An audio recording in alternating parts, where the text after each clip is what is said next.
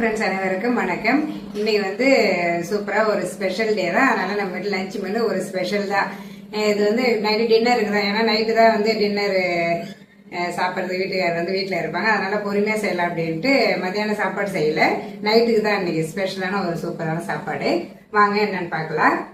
நான் வந்து ஈவினிங் செய்யறதுனால ரொம்ப லேட் ஆகிட போகுது அப்படின்னு எல்லாமே ரெடி பண்ணி வச்சேன். இது உளுந்து ஊற வச்சு மிக்ஸிலே தான் கொஞ்சமாக தான் ஊற வச்சு இதை அரைச்சிட்டேன். அதுக்கப்புறம் பால் எடுத்து வச்சிருக்கேன். இது பருப்புமே வேக வச்சு வச்சிட்டேன். இது வந்து சாதத்துக்கு அரிசி கழுவி வச்சிருக்கேன். இது கொஞ்ச நேரம் ஊறிச்சுன்னா ரெடி ஆகிடும். சாதம் வந்து ஸ்டவ் ஆன் பண்ணிடலாம்.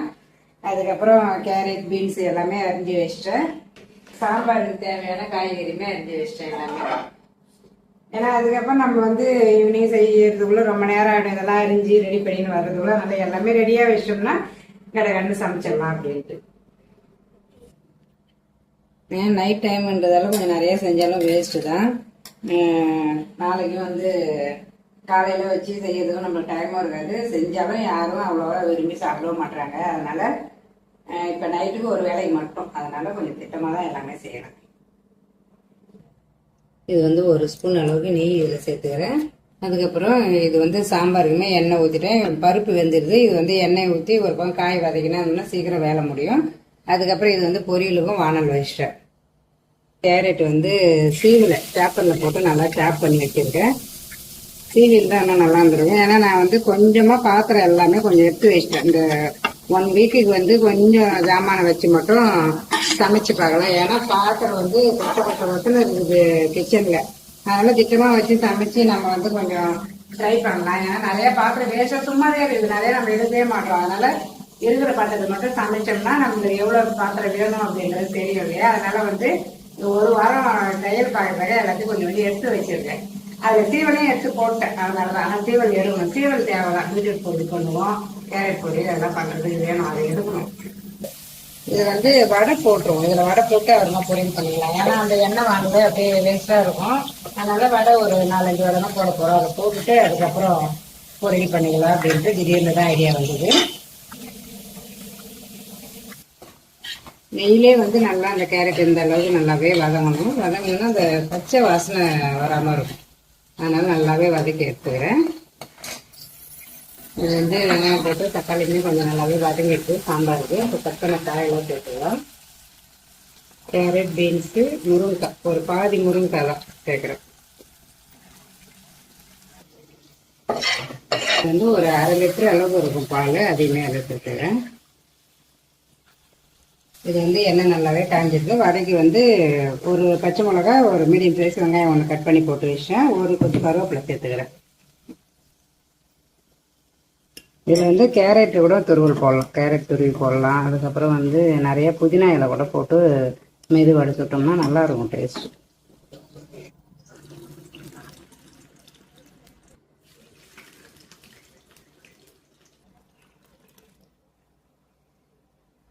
இது வந்து பால் நல்லாவே கொதிச்சிருது. இப்போ கேரட்டையும் அதை சேர்த்துக்கிறேன்.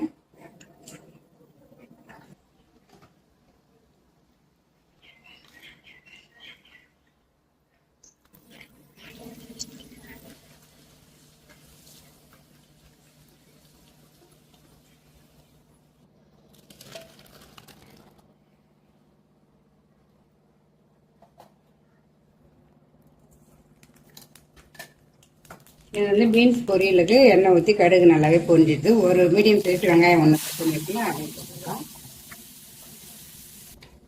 வெங்காயம் கொஞ்சம் நல்லா வதங்க பீன்ஸ் சேர்த்துக்கிறேன். இதில் வந்து பச்சை மிளகா கூட 1 காரத்துக்கு சேர்த்துக்கிறேன். ஆனால் எனக்கு எங்கள் வீட்டில் வந்து பசங்களுக்கு வந்து பச்சை மிளகா அவ்வளோவா பிடிக்காது. மிளகாத்தூள்னா கொஞ்சம் பிடிக்கும். அதனால கொஞ்சமாக வந்து மிளகாத்தூள் சேர்த்துக்கிறேன். இந்த பால் வந்து கேரட் கூட நல்லாவே வந்து சுண்டி வந்துடுது. இப்போ இதுக்கு தேவையான ஒரு சர்க்கரை சேர்த்துக்கிறேன். நான் ஒரு 2 கரண்டி அளவுக்கு வந்து சின்னதாக சர்க்கரை கண்டி இருக்குது இல்லையா, அதால் ஒரு 2-2.5 கரண்டி அளவுக்கு நம்ம இனிப்பு சேர்ந்த மாதிரி சேர்த்துக்கலாம். இப்போ வந்து ஒரு ஏலக்காய் நல்லா தட்டி வச்சுருந்தேன். அதையுமே அதில் சேர்த்துக்கிறேன்.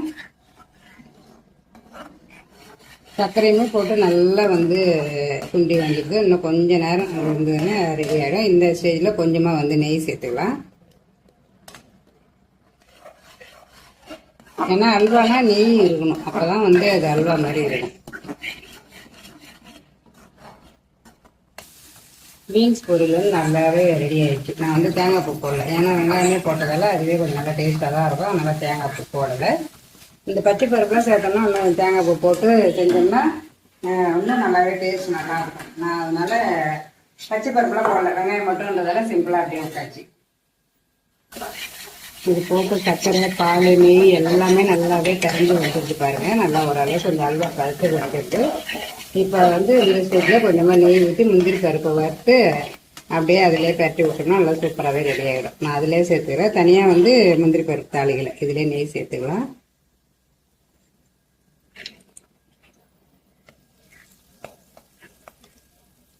இந்த வானம் நல்லாவே காஞ்சிருது. இப்போ வந்து இது உருளைக்கிழங்கு பொரியலுக்கு எண்ணெய் ஊற்றிருக்கேன். முந்திரி பருப்பை வந்து நல்லாவே இந்த அளவு கலர் மாறணும். நல்லா வந்து மிக்ஸ் பண்ணிக்கலாம். முந்திரி பருப்பையும் கேரட் அல்வாவும் நல்லா மிக்ஸ் பண்ணி எடுத்துக்கலாம். நல்லாவே சூப்பராக வந்து கேரட் அல்வா ரெடி ஆயிடுச்சு. இது நல்லா எண்ணெய் ஊற்றி கடுகு நல்லா இது பொரிஞ்சிட்டு இப்போ வெங்காயம் சேர்த்துக்கிறேன். பொரியல் சேர்த்து வெங்காயம் ஒரு 2 வெங்காயம் இப்போலாம் உருளைக்கிழங்கு பொரியல் பண்ணுறது. இது வந்து ரொம்பவே பிடிச்சிருக்கு இந்த மாதிரி பண்ணுறது. வேக வச்சு வைக்காம இந்த ஸ்டைலே நல்லாவே உங்களுக்கு வெங்காயம் நல்லா வதங்க பெரிய சைஸ் தக்காளி ஒன்று கட் பண்ணி வச்சுருங்க. அதே போல் இதை நல்லா சாப் பண்ணி கூட போடலாம், இல்லை அரைச்சி கூட போடலாம். டேஸ்ட்டு நல்லாயிருக்கும். அந்த மாதிரி இந்த அரைச்சி போட்டோம்னா தக்காளி உருளைக்கிழங்கு பொரியலுக்கு. ஆனால் நான் இப்போ வந்து அப்படியே தான் சேர்த்துறேன். ஏன்னா இது நல்லா பழுத்து இருக்குது, நல்லாவே கரைஞ்சிருக்கு தக்காளி. இப்போ இந்த ஸ்டேஜில் இஞ்சி பூண்டு பேஸ்ட் இருந்தாலும் சேர்த்துக்கலாம், இல்லை அப்படின்னாலும் நான் வந்து பூண்டு பல் மட்டும்தான் தோலோட தட்டி சேர்த்துருக்கிறேன். இஞ்சி பூண்டு பேஸ்ட் போட்டாலும் அதுவும் நல்லா டேஸ்ட் நல்லாயிருக்கும். இல்லைனாலும் பரவாயில்ல, இந்த மாதிரி பூண்டு தட்டி போட்டாலும் அது டேஸ்ட் நல்லாவே இருக்கும். அந்த உருளைக்கிழங்கு பொரியல் அதனால பூண்டு மட்டும் தட்டி போட்டுருக்கேன். நான் சண்டேவும் வந்து நான்வெஜ் எதுவுமே செய்யலை. இஞ்சி பூண்டு பேஸ்ட்டு ரெடி பண்ணணும். ஏன்னா அன்னைக்கு கொஞ்சம் வேலை இருந்தது, பர்சனல்லே கொஞ்சம் வெளில போனோம், அதனால் வேலை இருந்தது. நேற்றும் மண்டே எதுவுமே செய்யலை. இன்றைக்கி வெட்டிங் டேன்றதால செவ்வாய்க்கிழமை எப்பயுமே செய்ய மாட்டேன். அதனால் இன்றைக்கி நாளைக்கு தான் இஞ்சி பூண்டு பேஸ்ட்லாம் எல்லாம் ரெடி பண்ணேன். இது வந்து நல்லா வதங்கணும்னு அவசியம் இல்லை. தக்காளி கொஞ்ச நேரம் வதங்கினாலே போதும். இந்த உருளைக்கிழங்கை போட்டு லைட்டாக இது ஒரு 2 நிமிஷம் இதை வதக்கி விட்டுட்டோம்னா நம்ம மசாலாலாம் சேர்த்துக்கலாம். இது வந்து மிக்சர் பாயாசம் தான் இன்றைக்கி வாங்கிட்டு வந்தது. சித்திரை ஒன்றுக்கு வந்து பாதி செஞ்சேன், மீதி பாதி இப்போ கொஞ்சம் அப்படியே வச்சுருந்தேன். அதையுமே கொஞ்சமாக பாயாசம் செஞ்சிடலாம் அப்படின்ட்டு. அதையும் பால் நல்லாவே கொதிச்சிட்டு இந்த உருளைக்கிழங்கு மசாலாவுக்கு மஞ்சள்தூள் 1 ஸ்பூன் குழம்பு மிளகாத்தூள் சேர்த்துருக்கேன். கொஞ்சமாக வந்து கரம் மசாலா தூள் சேர்த்துருக்கேன். அந்த டேஸ்ட்டு கொஞ்சம் நல்லா இருக்குது பொரியலுக்கு இந்த மாதிரி பண்ணக்குள்ள. அதனால் வந்து கொஞ்சமாக வந்து கரம் மசாலா தூள் சேர்த்துருக்கேன்.